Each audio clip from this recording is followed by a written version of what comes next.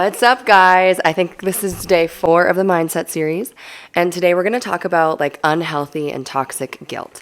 So some level of guilt is normal and it can be healthy because it helps us be in community with each other. However, I think in toxic family systems, in certain environments like workplaces and schools, and even friendships, there can be a level of guilt that becomes unhealthy. And so I want to teach you how to break out of that type of guilt if you have been stuck in it. So if you ever feel guilty for choosing yourself, this episode is for you. Guilt comes up for a lot of us within relationships, and I notice that it happens frequently in parents.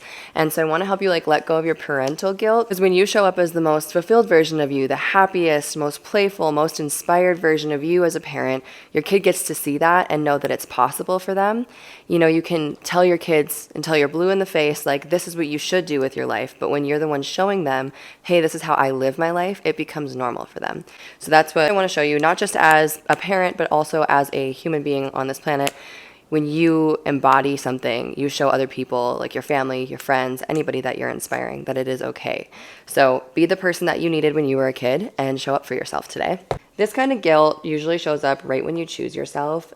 And it's not because you're a selfish piece of shit that shouldn't choose yourself. It's usually actually because you care deeply about all the people in your life and you don't want to ruffle any feathers. You don't want to harm your relationships. You don't want to see things go sideways.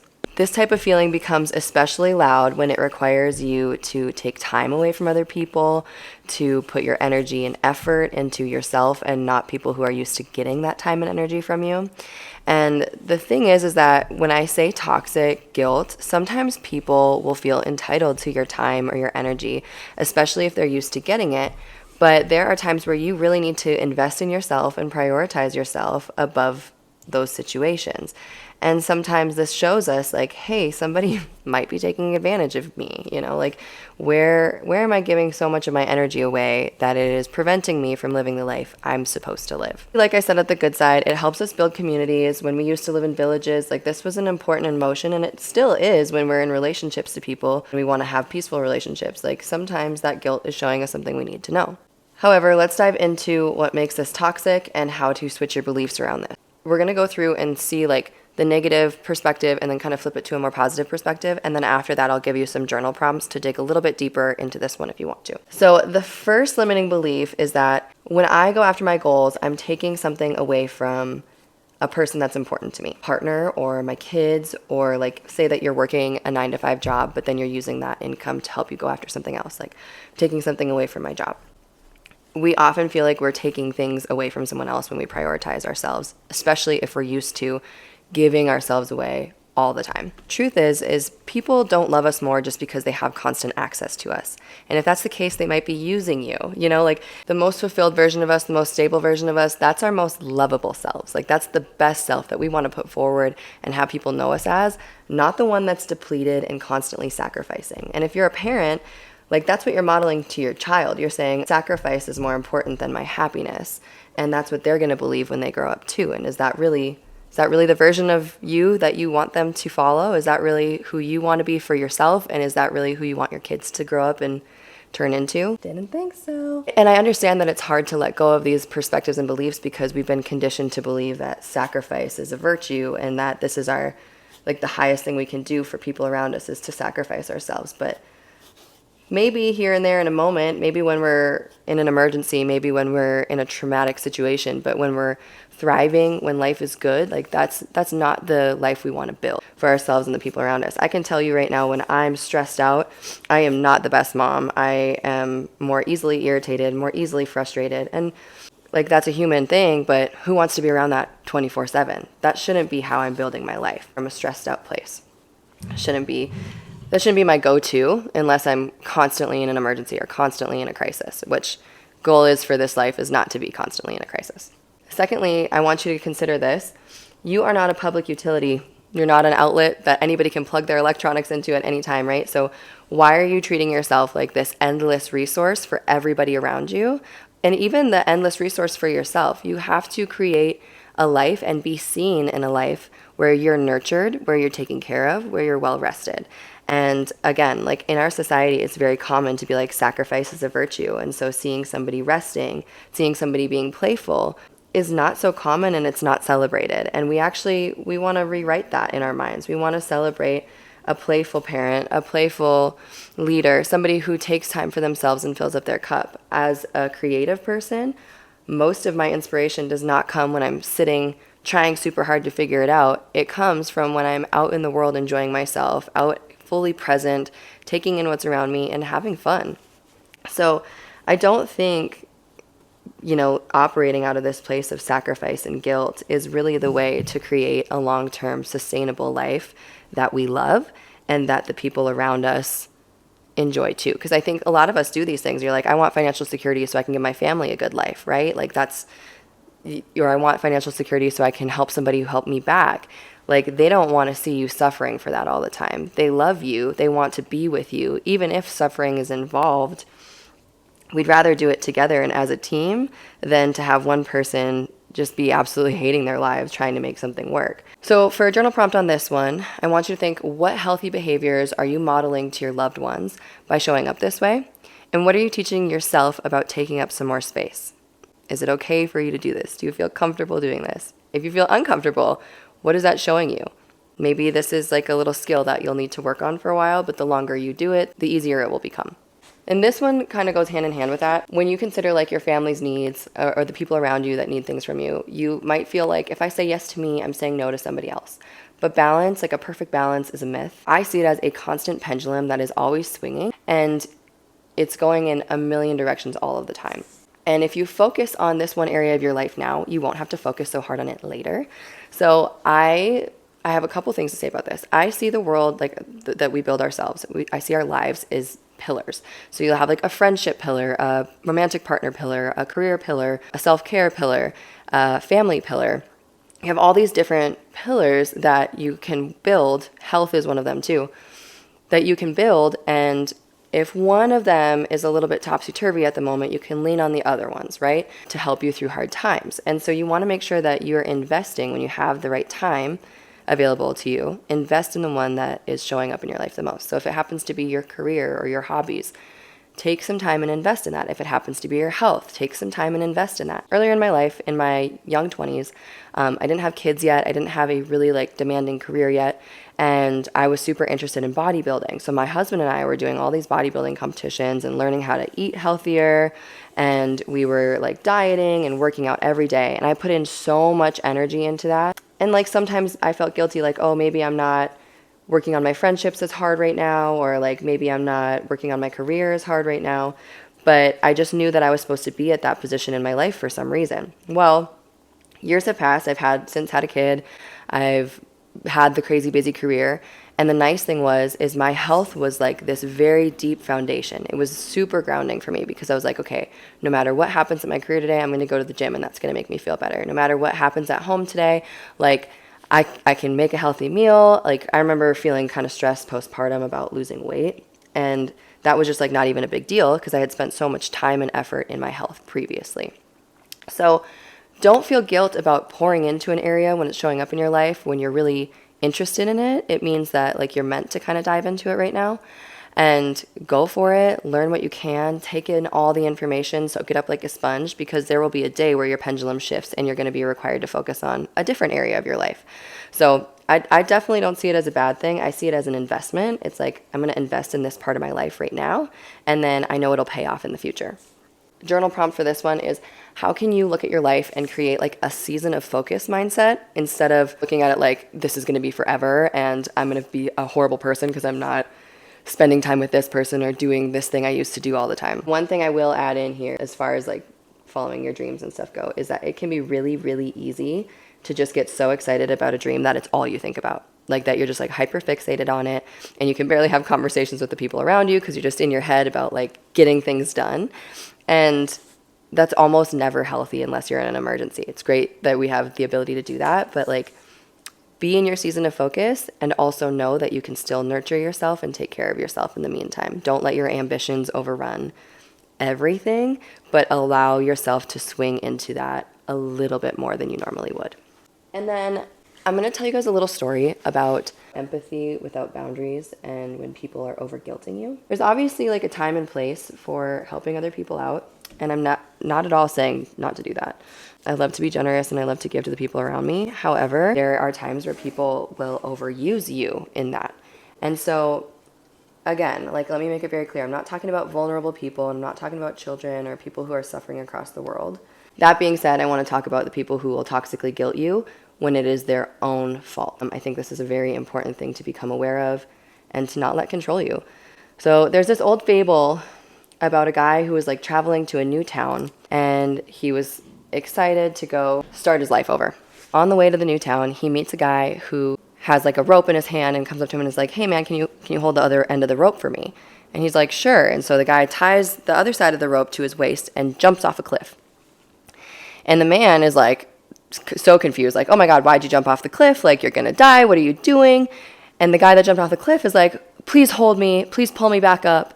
Like, I don't know what I was thinking. I'm so sorry. Like, can you please pull me back up and just stay there? Like, don't let me go." And the guy that was traveling, that grabbed the rope for this random crazy stranger, is like, "Okay, like, I can hold it for a minute. Like, try to climb up and I'll pull you. Like, I'm having a hard time doing this by myself. I can't pull you up unless you try to come up the cliff with me." And they kind of wait around for a while, hoping like some other people will come and help, but nobody else walks by the cliff. And the guy that's holding onto the rope is like, "Man, my arms are getting tired. Like, I'm not sure how much longer I can hold this. I really need you to try to, climb up this cliff with me while I'm pulling you." And the guy's like, "No, I can't climb up the cliff. Like, please just hold me. Don't let me fall. If you let me fall, it's all your fault." And the guy's feeling like, so stressed because this guy just jumped off a cliff. So he ties the guy around his waist so that his arms last a little longer, in hopes that somebody else will come help them, or that he'll change his mind and try to climb up the rope. He's there for hours, and eventually he's like, "I can't do this anymore." So he tells the man who's jumped off the cliff, "Hey man, I really need you to try to climb up this cliff one more time with me, and I will pull you and I'll give you my best effort, but if you can't climb up this, like, I can't help you anymore." And the guy continually begs him over and over again, like, "No, I can't do it. I need you to pull me up the cliff. If you let me go, this is your choice. This is your fault." But the guy holding the rope is like, "No, it's not. You're the one that jumped off the cliff. You're not helping yourself climb back up. So at this point, I physically can't hold you anymore. I'm going to have to let go of the rope." The guy never climbs back up, and eventually the man lets go of the rope. And it's a sad and dark story, but it's true for people who toxically guilt you into fixing their problems for them. And I share this with you because when you've given enough effort and time into people who will not do the work, who will not change, who will not show up in the way you show up for them, it's no longer your fault and it's no longer your responsibility. In fact, it probably never was. They were the ones that chose to jump off the cliff, metaphorically. So I share this with you to help you let go of the guilt from people who are choosing their own suffering, and allow you to walk away from situations that, like, you've given to and you can't keep giving to. Take your energy back and pour it into something that's more important. Pour it into you. Pour it into something that you can build so that you can help people who want the help. When people are capable of helping themselves through something and we're constantly the one holding the rope for them, we rob them of their ability to know that they're capable. We rob them of their ability to mature. And so it's not fair to you to have to hold on to all of their weight, and it is not fair to them to not show them that they're capable. This is just like a super common theme in unhealthy family dynamics and unhealthy workplaces. And so I like to share this story so that people realize that you're not responsible for keeping everybody afloat. We're supposed to help each other out, but people also need to help themselves. One of the last limiting beliefs I want to talk about is that I'm building something right now, and so I don't feel like I have much to give. And I think it's super fair to be selfish with your time. I want you to think about like a little kid, like a 3-year-old who's just learning how to share their toys, right? You give them a toy, and then another kid comes over and says, "I want that." You don't instantly rip that toy out of the 3-year-old's hand and hand it to somebody else. You let the 3-year-old play with it for a little while, and then when they're done with it, they give it to the kid. When the kids get a little older, we tend to teach them this language of like, "Hey, I'm going to play with this toy for 5 more minutes, and then you can have a turn with it." But again, instantly ripping it out of somebody's hands is not normal. So imagine that God, the universe, your life is giving you money or giving you time or giving you this opportunity to build for yourself. It's giving you this moment of like, here, use this to be creative. Here, use this to build your business. Here, use this to build your dreams. And you instantly give it away to somebody else. You're instantly like, "Oh, I got all this time. I'm going to go give it to a million other people." No, this was for you to plant your seed and nurture it and allow it to grow. But you're instantly giving it away to other people out of guilt. You need to feel like you're enough to receive all that and to use it and trust that you have everything it takes to build this, and it doesn't have to go out to everyone else. Imagine that it's a fruit tree seed and you plant it and you nurture it and you take your time with it. Nobody's expecting to eat the fruit of this within the first year, right? It's going to take time. It's going to take growth. And as it's growing, say you start to have this beautiful tall fruit tree and the fruit are growing on it, but they're not ready to be picked yet. You pick that fruit early, it's going to taste bitter. Allow yourself to hold this and trust in the investment of it and know that it's compounding and later on it's going to be worth it for you and everyone around you. Not everybody needs to take from you immediately. You are allowed to hold this money, you're allowed to hold this time, you're allowed to hold this space and keep it as yours. Like when you get these things, if you feel like you're not being generous enough, like you can give in a million other ways. You can give by modeling, like who you are and showing other people that that is a possibility for them. You can give this in creativity, in humor, making jokes, giving people smiles, hugs, prayers. Like it doesn't always have to be this big, huge thing. And when we feel like that, I think it often comes from this fundamental feeling of I'm not enough and I'm lacking, and so I have to give to other people. And that's just not true. We're all whole, we're all whole and complete. So if that is a deep belief for you, it would be worth, doing a little bit of journaling on there. Like why do I feel like I have to give so much all the time? A few more journal prompts and just some quick perspective shifts that I want to give you before this is over. So instead of asking yourself, am I doing enough for everybody else? I want you to ask yourself, am I living in alignment with my values? And am I doing it in a way that I'm not sacrificing myself? Yes, I know it sounds selfish. Allow yourself to be selfish for 5 minutes. I want you to prioritize your long-term impact on yourself and others over the short-term discomfort of saying no to somebody. So even though you might feel selfish, you might feel bad right now, because you're choosing to do this now, you can be more selfless later. You can compound your impact. Becoming capable and following your path is your contribution to the world, even if it doesn't feel like it in this very moment. But you'll never know how one little small thing you did impacted somebody else. So a journal prompt for this one is, who benefits if I show up today? Who benefits this week, but also who benefits in 5 years from my growth, from my investment in myself? So make sure that you focus on yourself and your goals and what you can do, because the more capable you are, the more you show up for your goals, the more money you'll make, the more time you'll have, the more you'll be able to help people. Also want you to think of all of the role models that have inspired you in your lifetime and how big of an impact that they've had on you, even if they've directly given you nothing, even if they just showed up as themselves in their essence and it inspired you. That means you can do that for other people too. You don't necessarily need to be constantly giving your resources and your energy out to people and situations. Just your essence, just the way that you show up in the world, is giving to other people. It is inspiring to other people. It expands their view of what they're capable of. So don't feel like you're not doing enough when you're just existing. Your existence is important to somebody. This is like a journal exercise that you can do before the journal prompts. So I want you to write a list of things that make you feel guilty, like going to the spa, spending money on this, whatever it might be, that makes you feel guilty. Write it all down. And then I want you to ask, is this true guilt or is this conditioned guilt? Did somebody make me feel like I couldn't do this? Did society make me feel like I couldn't do this? Is it mine or is it an imaginary obligation? Am I just believing that I have to do this because of whatever? You can give your guilt a name. Guilty Gilbert. Say, thanks, Gilbert. I don't want to talk to you today. You're not in control today. Go get a coffee. Go take a break. But I don't need you around.